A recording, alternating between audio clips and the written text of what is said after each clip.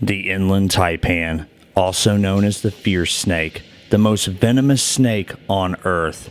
In a single bite, this snake theoretically could kill up to 100 men, or even up to 250,000 mice. Yeah, that's right, 250,000 mice. So let's go ahead and take a closer look at this beautiful Aussie elapid. Hey Venom fans, Venom Man 20 here tonight, and tonight I'm really excited. On the table, we are going to be unboxing the deadliest snake on Earth. Oh, maybe. It definitely is the most toxic snake on Earth. Drop for drop, this is the most venomous. On land and in sea, this is the inland taipan, or Oxyrannus microlepidotes. A lot of people watched Steve Irwin back in the day, and he always called this guy the fierce snake. They're also known by some as the western taipan. But this drop for drop is the most toxic. But it's not the most deadly. Let's get into that before we let him out. So, the most deadly snake, as far as we know, is a saw-scale viper, because they kill possibly up to 100,000 people a year. It's probably more like 50, maybe 60,000. But this guy right here has killed no one, as far as we know. On medical record, for the last 100 years, we don't have any report of anybody ever dying from the bite of an inland taipan.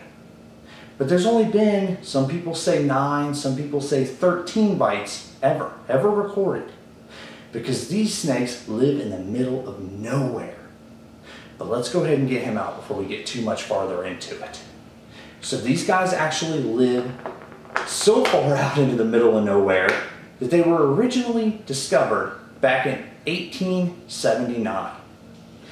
And then they weren't seen again, only a couple specimens were found. They weren't seen again for 3 years. It was 1882.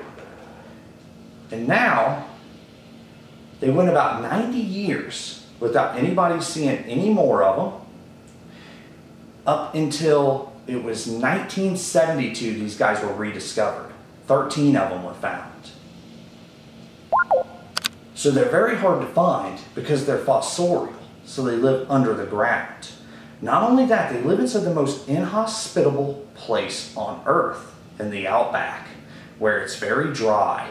These guys will actually get down into the crevices and do their thing. They also eat a very aggressive rodent, so they need that very toxic venom to keep themselves safe. They also have predators, like the king brown snake. So therefore they also need that strong venom, although I don't think it does much for the king brown.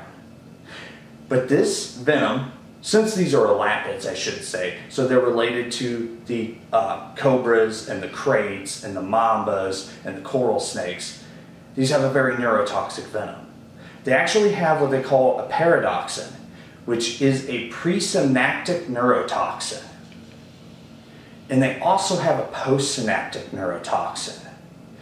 Wait a second, what did I just say?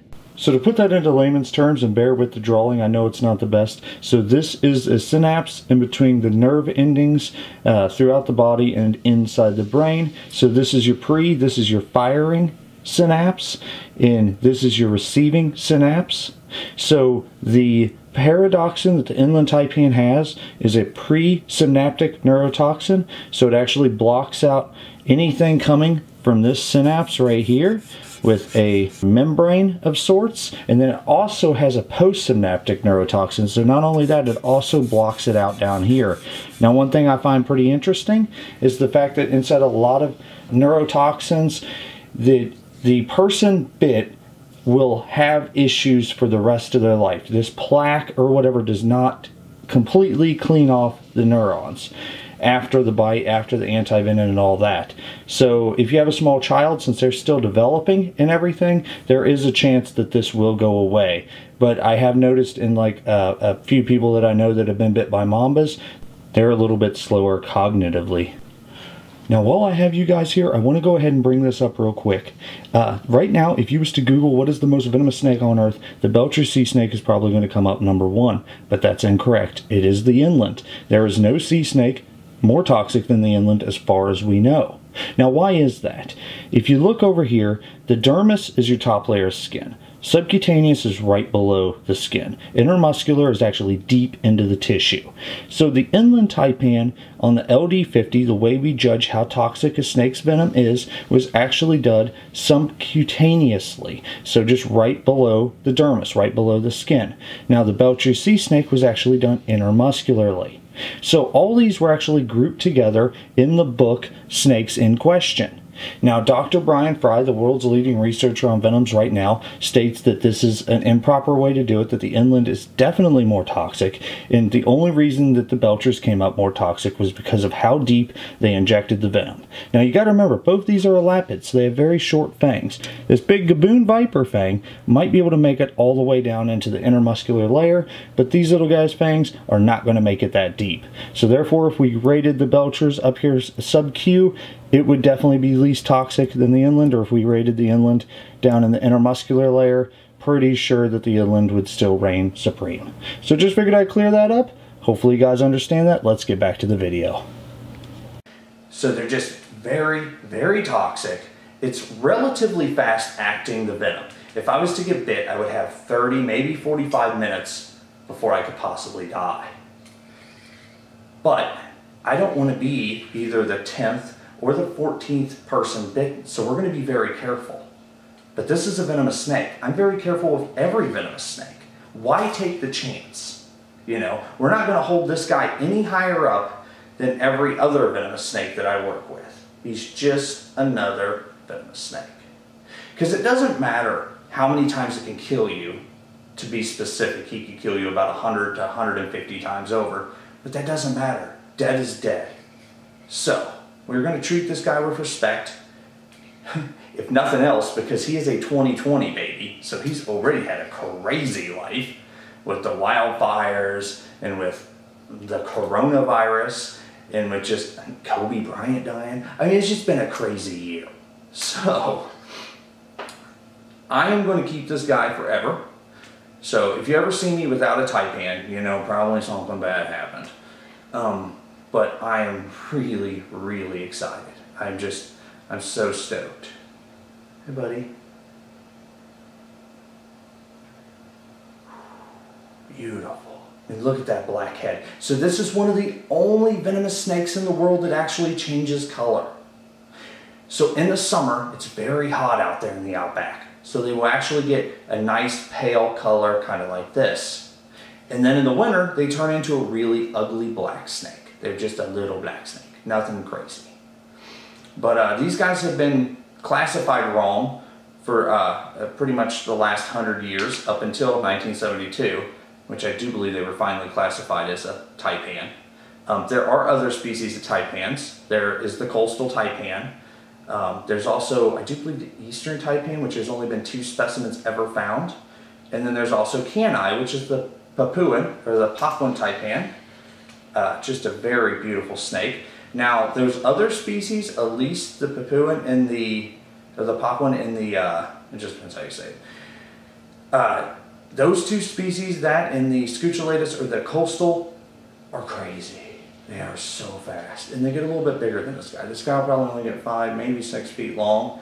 But they get quite a bit bigger. They can get up to probably about 8, maybe 9 feet. And they are quick as lightning. Like, they honestly put the mamba to shame. But we don't really want to get this guy riled up. When he does get riled up, he will kind of hood, almost like a cobra. It doesn't really have a hood, but it'll flatten its neck and it'll charge. And it's very impressive, but we're not doing that today. I want to keep him calm, because I still got to get him set up and make sure he gets through quarantine, and we've got to feed him and get him huge. And hopefully you guys enjoy this dude. I do want to put you on to Nick's channel if you haven't checked it out. Nick from Wicked Wildlife. He's from Australia, and he is a genius when it comes to taipans. He is very intelligent, smarter than I am, because he works with them every single day. He makes some amazing content. If you get a chance, go over and check out his channel. The link will be down in the description of this video. He's helped me out on this taipan. He's helped me out on many other questions I've had. He also puts out great YouTube content, and a lot of people just don't watch it. And it needs to be watched. It's some of the best out there. So make sure you subscribe to my channel, because I really want you to see this guy grow. I'm just so excited to have him. I mean, I have a lot of cool stuff, not to be bragging, but this guy is just wow. I mean, he's so cool. Just awesome. I am stoked. I put this right up there with my black mamba, my king cobra. It's an awesome snake. I mean, look at him. Can't wait to see him change color. Hey buddy, how are you doing? Just beautiful. You're so cool.